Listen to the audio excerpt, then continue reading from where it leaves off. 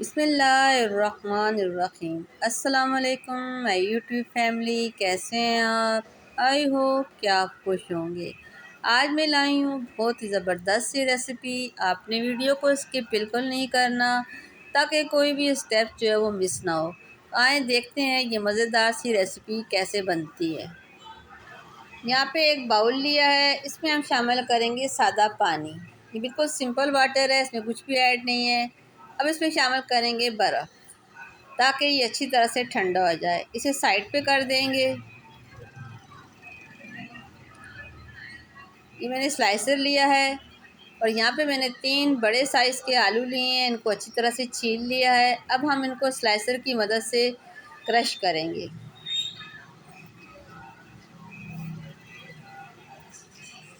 اگر آپ کے پاس فول سلائسر نہیں ہے تو آپ اس طرح کے سلائسر سے بھی ان کو کرش کر سکتے ہیں، سیم ہی رزلٹ ہے۔ یہ دیکھیں اس سے بھی بہت فائن جو ہیں وہ کرش ہو رہے ہیں۔ آلو ہمارے ریڈی ہو چکے ہیں۔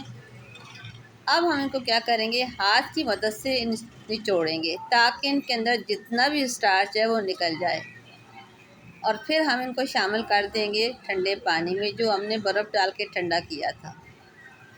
اگر ہم ہاتھ سے ان کو نچوڑیں گے، نہیں دھونے لگیں گے، تو 4 یا 5 دفعہ ہمیں ٹھنڈے پانی سے یہ نکالنے پڑیں گے۔ اس لیے بہتر ہے کہ اسٹارچ سارا پہلے ہی نکال دیں۔ یہ دیکھیں کتنا اسٹارچ نکلا ہے۔ اب آلو ہم چھوڑ دیں گے 5-6 منٹ کے لیے، تھوڑا سا مکس کر دیں گے اچھی طرح سے۔ یہ اچھی طرح ٹھنڈے ہو جائیں گے پھر میں دکھاتی ہوں۔ اب ہم چھلنی کی مدد سے ان کو نچوڑ لیں گے تاکہ ان کا سارا پانی جو ہے وہ نکل جائے۔ ان کے اندر جتنا بھی اسٹارچ ہے وہ ہمیں بہت اچھی طرح سے ریموو کرنا ہے۔ اب اس کو ہاتھ سے نکالیں گے۔ یہ دیکھیں ابھی بھی پانی جو ہے وہ گدلا سا نکل رہا ہے، یعنی اس کے اندر اسٹارچ موجود ہے۔ اب ہم یہاں پہ ایک کپڑا لیں گے، اس کو باؤل پہ رکھیں گے اور اس کے اندر وہ سارے آلو شامل کر دیں گے جو ہم نے ابھی ٹھنڈے پانی سے نکالے تھے۔ اب اس کی ایک پوٹلی باندھ لیں گے اور بہت اچھی طرح سے اس کے اندر سے سارا جتنا بھی موئسٹ ہے اس کو نکال دیں گے۔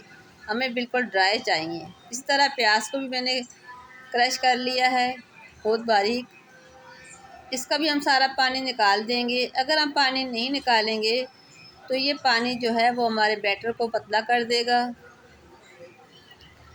یہ دیکھیں کتنا پانی، ہم نے پانی اس میں بالکل بھی ایڈ نہیں کرنا۔ سائڈ پہ رکھ دیں گے اس کو۔ اب اسی باؤل میں یہ سارے کرش جو پوٹیٹوز ہیں ان کو ہم شامل کریں گے۔ اس کو اسمبل کریں گے ساری چیزوں، ساتھ ہی کرش پیاز ڈالیں گے۔ اس کے ساتھ ہم شامل کریں گے کوٹا ہوا سوکھا دھنیا 1 چمچ، کوٹا ہوا زیرہ 1 چمچ،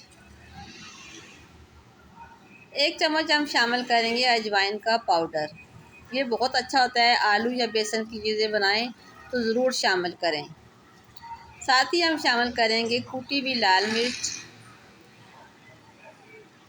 مرچ پاؤڈر، نمک حسب ذائقہ۔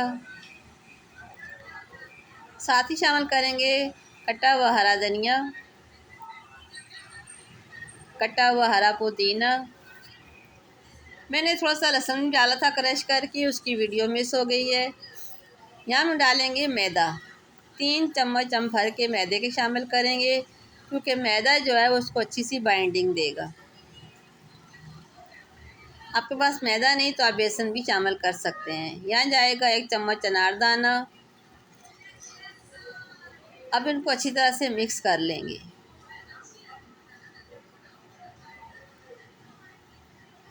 چیک کریں گے کہ بائنڈنگ صحیح ہے یا نہیں۔ یہ دیکھیں یہ بہت اچھی طرح سے چپک رہے ہیں، بال بن رہی ہے، اس کا مطلب ہے کہ یہ پرفیکٹ ہے۔ اس کو سائڈ پہ کریں گے اور یہاں پہ ہم لیں گے 1 انڈا، اس کو اچھی طرح سے پھینٹ لیں گے۔ اب اسے ہم فرائی کریں گے۔ فرائی پین ہمارا گرم ہے۔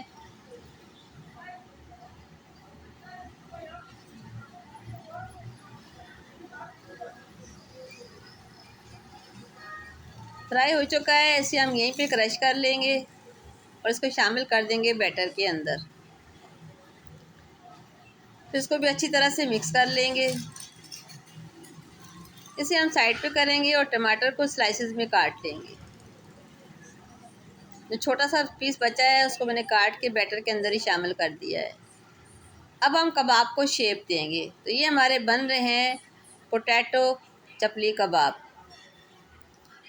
جو لوگ قیمہ، چکن، گوشت نہیں کھاتے ان کے لیے یہ بہت بیسٹ ہے۔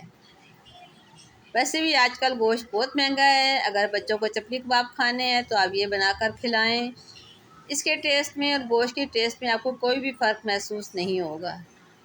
ٹماٹر کا سلائس رکھ کے اس کو ہاتھ سے اچھے سے دبا دیا ہے۔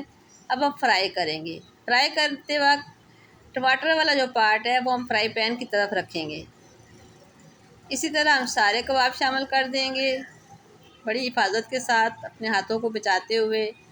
اب ان کو 5 سے 6 منٹ تک لو فلیم پہ ہم کوک کریں گے تاکہ یہ اندر سے اچھی طرح کرسپی ہو جائیں، کیونکہ کچے آلو ہیں، پکنے میں ٹائم لیں گے۔ اگر ہم تیز آنچ پہ بنائیں گے تو میدا اور آلو کچے رہ جائیں گے اور باہر سے کلر چینج ہو جائے گا۔ اسی طرح ہم دوسری سائڈ کو بھی کوک کر لیں گے۔ کباب ہمارے ریڈی ہیں، اب ڈش آؤٹ کر کے آپ کو دکھاتے ہیں۔ یہ دیکھیں ان کی فائنل لک، بہت زبردست سے چپلی کباب ریڈی ہیں۔ ان کو رائتہ کے ساتھ سرو کریں گے۔